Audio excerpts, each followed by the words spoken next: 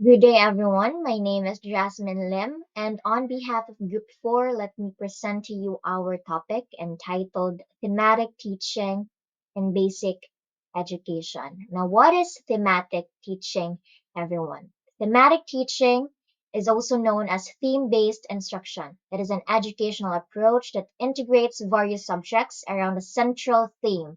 This method fosters a deeper understanding of the content, engages students by connecting learning to real world context, and promotes critical thinking and problem solving skills. In basic education, thematic teaching can be especially effective as it creates a cohesive and meaningful learning experience that resonates with young learners. Now, thematic teaching involves organizing the curriculum around overarching themes such as the community, the environment, and innovation. These themes are broad enough to incorporate multiple subjects like language, arts, science, social studies, and mathematics, allowing students to explore connections between different areas of knowledge. This interdisciplinary approach not only makes learning more relevant, but also helps students develop a holistic understanding of the world. Next is the planning instructions, which are key components of thematic teaching. Now,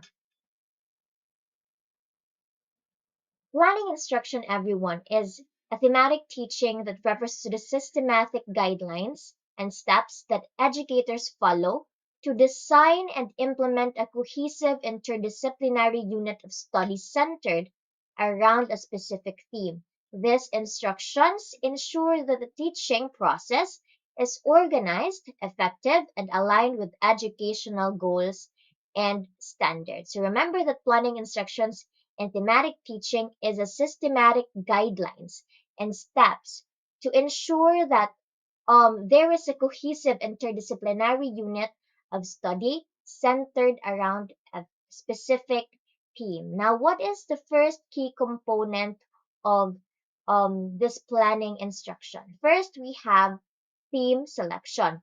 Under theme selection, the teacher will choose a broad and engaging theme that can incorporate multiple subjects and resonates with students' interests. This should be done because it ensures the theme is versatile and relevant, making it easier to integrate various topics and keep students motivated.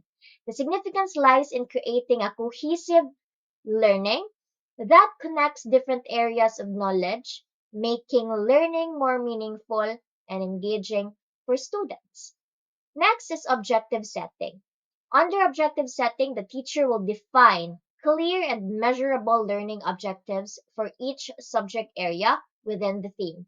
This should be done to provide clarity on what students are expected to achieve and to ensure alignment with curriculum standards. Now, the significance of these steps is that it guides the planning and instruction process, ensuring that all activities and assessments are purposeful and aim at achieving specific educational goals.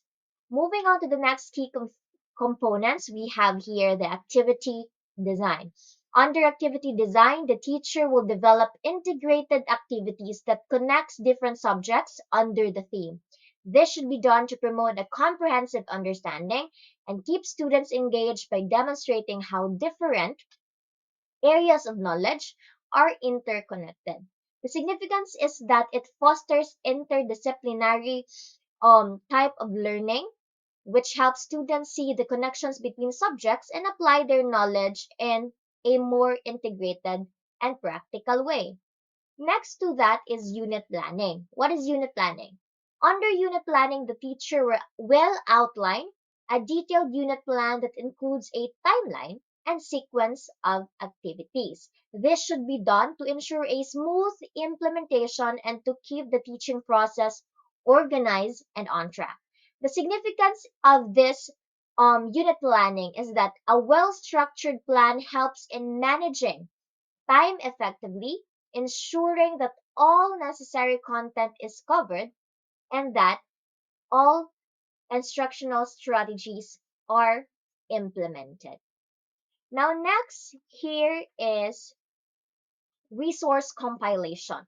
Under resource compilation, the teacher will gather and organize all necessary materials and resources needed for the thematic unit. This should be done to ensure that everything needed is readily available, making it easier or making the learning experience seamless and efficient. Now, the significance is that having all resources prepared in advance minimizes disruptions during lessons and allows for more focused and productive learning sessions. So next to that, we have assessment planning.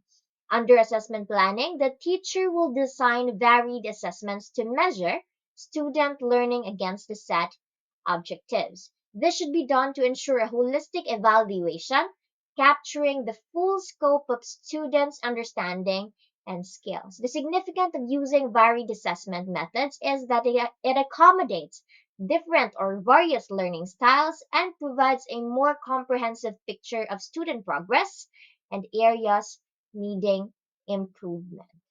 Next to this, the seventh key component is differentiation. What is differentiation? Under differentiation, the teacher will plan for differentiated instruction to cater to the diverse learning needs and styles of students. This should be done to ensure that all students have equal opportunities to succeed regardless of their individual differences. The significance is that differentiation helps in addressing the unique strengths and challenges of each student, promoting an inclusive and supportive learning environment. Next is technology integration. Under technology integration, the teacher will use technology to enhance learning and engagement, ensuring it supports the instructional goals. This should be done in order to make the learning experience more dynamic and interactive. The significance is that technology can provide access to a wide range of resources and tools that one or the teacher can use to enrich the learning experience of the students, making it more engaging and effective. Now, for our ninth key component under instructional planning, we have monitoring and reflection. Under monitoring and reflection, the teacher will continuously monitor the student progress and reflect on the effectiveness of the instruction. This should be done to identify areas where students are struggling and to make necessary adjustments to improve learning outcomes. The significance of this is that ongoing assessment and reflection help in maintaining high teaching standards and ensuring that all students are making progress. Lastly, we have here celebration of learning. Under celebration of learning, the teacher will conclude with a culminating event or activity to celebrate and showcase student achievements and learning outcomes. This should be done in order to acknowledge students' hard work and to reinforce what they have learned by sharing it with others. The significance of this is that celebrating achievements boosts students' confidence and motivation and provides a sense of closure and accomplishment. Now, in conclusion, thematic teaching in basic education is a powerful approach that enhances student engagement. It fosters interdisciplinary connections and cultivates critical thinking skills. By centering instruction around a cohesive team, educators can create more integrated and relevant learning. This method not only aligns with educational standards but also prepares students to navigate and understand the complexities of the real world. Embracing thematic teaching can transform classrooms into dynamic environments where curiosity thrives and learning is deeply connected to students' lives. Now, I will pass the stage to the next reporter. Thank you so much for listening and God bless.